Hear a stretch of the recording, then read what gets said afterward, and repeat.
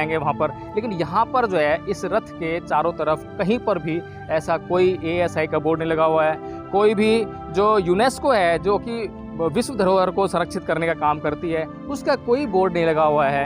और जो ये रथ बनाया हुआ है, रथ आप देख सकते हैं कांसे का है, यानी तांबे का है।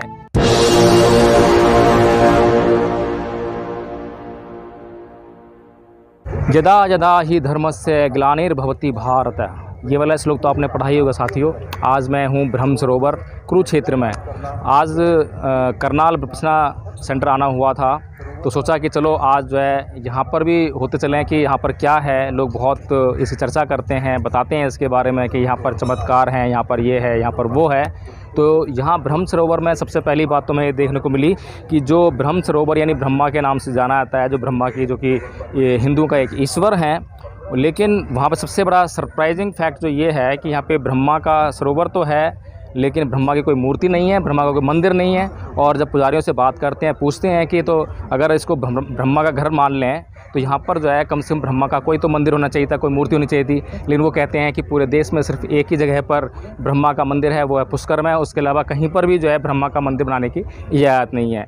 कारण क्या है वो हम लोग अच्छी तरह जानते हैं, यहाँ पर कहना उसको उचित नहीं है, लेकिन ये सरप्राइजिंग फैक्ट है। और यहाँ पर आने वाले जो श्रद्धालु लोग हैं वो कभी ये प्रश्न करते ही नहीं हैं, कभी सोचते ही नहीं हैं कि ब्रह्म सरोवर में ब्रह्मा का मंदिर क्यों नहीं है। शिव का मंदिर है लेकिन ब्रह्मा का मंदिर क्यों नहीं है। उसके बाद साथियों हम यहाँ पर थोड़ा चलकर आए तो यहाँ पर एक कांसे का यानी कि तांबे का रथ बनाया हुआ है। बहुत बड़ा रथ है, विशाल रथ है। और इसके बारे में यहाँ पर एक बोर्ड पे लिखा हुआ है, हरियाणा टूरिज्म का ये बोर्ड लगा हुआ है, incredible India Krishna arjuna chariot Kurukshetra has a distinct identity in the cultural map of India for its association with the Bhagavad Gita. Bhagavad Gita was delivered on this holy land of Kurukshetra at the outset of Mahabharata battle. तो साथियों यहाँ पर जो बात लिखी है ये कह रहे हैं कि भगवत गीता का जो उपदेश है इस होली लैंड पर जो यहाँ पर डिलीवर किया गया था, उसको बोला गया था, ये लोग बोल रहे हैं। लेकिन यहाँ पर इस बात को, इस फैक्ट को साबित करने के लिए, इसको प्रमाणित करने के लिए कोई अन्य तथ्य यहाँ पर मौजूद नहीं है। आपको हमने बहुत सारी ऐतिहासिक चीज़ें दिखाई हैं, ऐतिहासिक धरोहरें दिखाई हैं, स्तूप दिखाए हैं, आपको स्तंभ दिखाए हैं, जो कि जिनकी ऐतिहासिकता जो है ASI प्रमाणित करती है, जो आर्कियोलॉजिकल सर्वे ऑफ इंडिया है वो प्रमाणित करती है। उसके बोर्ड आपको लगे हुए दिखाई देंगे वहाँ पर। लेकिन यहाँ पर जो है इस रथ के चारों तरफ कहीं पर भी ऐसा कोई ASI का बोर्ड नहीं लगा हुआ है। कोई भी जो यूनेस्को है, जो कि विश्व धरोहर को संरक्षित करने का काम करती है, उसका कोई बोर्ड नहीं लगा हुआ है। और जो ये रथ बनाया हुआ है, रथ आप देख सकते हैं कांसे का है, यानी तांबे का है। क्या अर्जुन ने महाभारत के युद्ध में कांसे का रथ यूज़ किया था?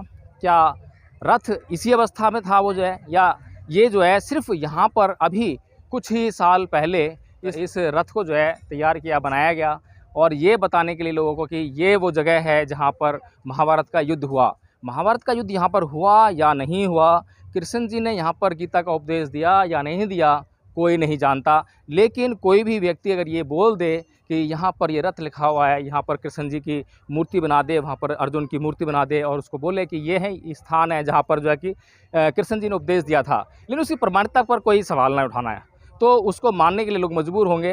हालांकि उसको प्रमाणित नहीं किया जा सकता है। और इसी तरह से जो है यहाँ पर क्योंकि सवाल करना मना है और इस तरह के सवाल करना पाप है। अगर सवाल करोगे तो फिर भावनाओं का मामला आ जाएगा, और जब भावनाएं किसी की आहत होती हैं तो क्या से क्या हो जाता है, पूरी दुनिया में बवाल भी मच जाता है।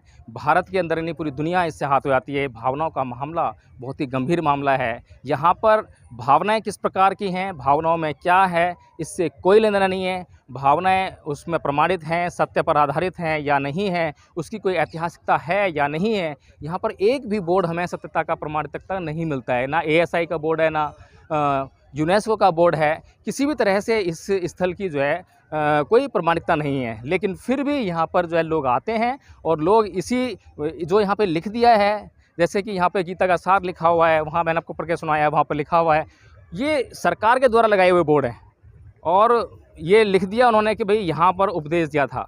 लेकिन वो ये बताने का कष्ट नहीं करते हैं कि उनकी जो नॉलेज है, उनकी जो जानकारी है, उसका आधार क्या है।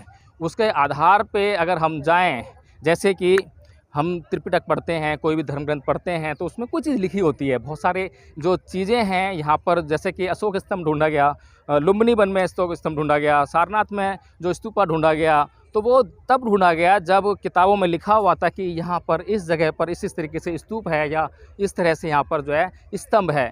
तो जब आर्कियोलॉजिकल सर्वे ऑफ इंडिया है उसने खुदाई की या उसको खोजने का प्रयास किया तो वो चीज़ें वहाँ पर मिल गई। लेकिन इस तरह की ऐतिहासिकता यहाँ पर नहीं मिलती है, सिर्फ बातें मिलती हैं और बातों का आधार क्या है, उसका प्रमाण क्या है, वो हमें यहाँ पर नहीं मिलता है।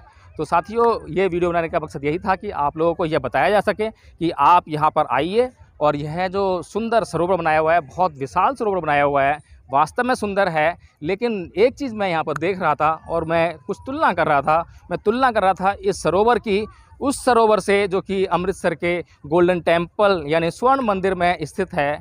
दोनों सरोवर में बहुत भारी अंतर है। अगर मैं उस सरोवर के पानी की बात करूं तो वो इसके मुकाबले में कहीं साफ़ है, वहाँ की साफ़ सफाई बहुत ज़्यादा है। यहाँ पर सफाई का कोई ध्यान नहीं है और यहाँ तहाँ कीचड़ और कूड़ा बिखरा पड़ा है। यहाँ पर जो हिंदू श्रद्धालु हैं उनकी जो पूजा पाठ है, वो सामग्री है, उसकी जो गंदगी है वो आपको दिखाई दे जाएगी।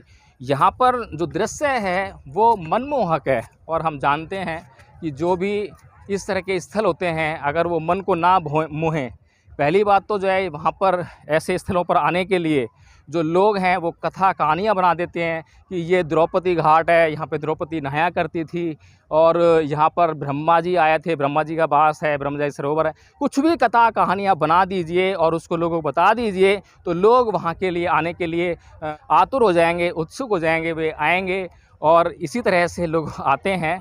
लेकिन अगर हम बात करें किसी भी बात को मानने से पहले उस बात की प्रामाणिकता की जांच करने की, तो वो प्रामाणिकता हमें कहीं पर भी दिखाई नहीं देती है और इस तरह के कोई सबूत हमें नहीं मिलते हैं। तो मैं तो ये सोचता हूँ कि मैं तो तब तक नहीं मान सकता किसी भी बात को जब तक कि उसकी प्रामाणिकता की जांच ना की जाए। ये रथ हमें सामने दिखाई दे रहा है, इस तरह का रथ महाभारत के युद्ध में इस्तेमाल हुआ होगा। इसे कौन मान सकता है, कौन सोच सकता है? जो सोचना चाहे सोच सकता है। मैं कोई बाध्य नहीं कर रहा हूँ किसी को कि आप मेरी बात मानिए कि ऐसा या रथ था या नहीं था। मैं इस पर सवाल नहीं उठा रहा, पर मेरे मन के भीतर ऐसे प्रश्न आए जो कि मैं उन प्रश्नों को करने के लिए मजबूर हूँ। इसीलिए उन प्रश्नों को मैं आप लोगों से साझा कर रहा हूँ ताकि हो सकता है कि आपके दिमाग में ऐसे प्रश्न ना उठ रहे हों और मेरे ऐसे प्रश्न उठाने के बाद आप लोग भी ऐसे प्रश्न उठाएँ, सोचने पर मजबूर हों। और आप देख सकते हैं कि यहाँ पर लोग जो हैं स्नान कर रहे हैं और ये स्नान जो है केवल और केवल श्रद्धा पर आधारित है। और यहाँ पर कुछ लोग जो हैं पूजा पाठ भी करते हैं तरह तरह से, जैसे उनके मन में आता है या जैसा उनको पुजारी लोग बता देते हैं कि इस तरह से स्नान करना है, ये करना है या यहाँ पर ये अर्पण करना है। तो जो बता देता है बेचारे वो लोग मान लेते हैं, क्योंकि उनकी अपनी जानकारी का आधार कुछ नहीं है, उनका अपना अनुभव कुछ नहीं है। वे लोग खुद कुछ भी खोज नहीं सकते हैं, कुछ भी जान नहीं सकते हैं। और जो लोग दूसरों के ज्ञान पर आधारित होते हैं तो समझी जा सकती है कि उन्हें कुछ भी करने के लिए आप कह सकते हैं वो कुछ भी कर लेंगे। तो इसी तरह से भारत में जो अज्ञानता का जो प्रभाव है बहुत ज़्यादा विकट है और उस अज्ञानता को काटने के लिए यहाँ पर समय समय पर संत महापुरुषों ने जन्म लिया। और बुद्ध ने तो इतना बड़ा इस देश को संदेश दिया, इस देश के सारे अंधकार को काट डाला। लेकिन यहाँ पर लोग फिर भी अंधकार से लिप्त हैं क्योंकि वे लोग जानने की जो मेहनत होती है उसे करना नहीं चाहते हैं। वे सिर्फ मानने में जो मज़ा है, मानने में जो आनंद है, मानने में जो उनके जो आलस्य की पूर्ति होती है उसमें ही वो आनंद लेकर जीना चाहते हैं। जय भीम, नमो बुद्धाय।